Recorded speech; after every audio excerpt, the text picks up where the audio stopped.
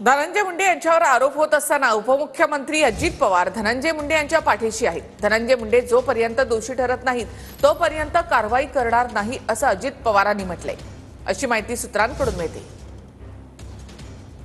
हत्या प्रकरणी धनंजय मुंडेंवर टीका होत असताना उपमुख्यमंत्री अजित पवार धनंजय मुंडेंच्या पाठीशी आहेत। धनंजय मुंडे जोपर्यंत दोषी ठरत नाहीत तोपर्यंत कारवाई नाही, दादांची स्पष्टोक्ती।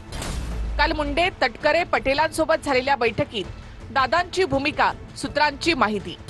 स्थानिक स्वराज्य संस्थांच्या निवडणुकांसाठी राष्ट्रवादी काँग्रेसकडून कोअर ग्रुप स्थापन। कोअर ग्रुपमध्ये अजित पवारांसह एकूण 7 जणांचा समावेश। काल अजित पवारांनी धस यांनाही भेटीसाठी वेळ दिली नाही। बीड जिल्हा नियोजन समितीच्या तक्रारीबाबत धस भेट घेणार होते। अजितदादांनी धस यांना भेटीसाठी वेळ न दिल्यामुळे वेगवेगळ्या चर्चा। नैतिकदृष्ट्या राजीनामा दिला पाहिजे। वाल्मिक कराड आणि धनंजय मुंडे हे एकमेकांचे सावलीसारखं काम करतात, सावलीच आहे। एका मंत्र्याचा याच्यात सहभाग असल्याशिवाय एवढं कोणी करू शकत नाही आणि म्हणून धनंजय मुंडे याच्यात नैतिकदृष्ट्या दोषी आहे। अजितदादा जरी बोलत असले तरी येणाऱ्या काळात अधिवेशन आहे, विरोधी पक्ष म्हणून या विषयावर आम्ही आवाज उठवू। अजितदादा अत्यंत पारदर्शी काम करणारा कार्यकर्ते आहेत।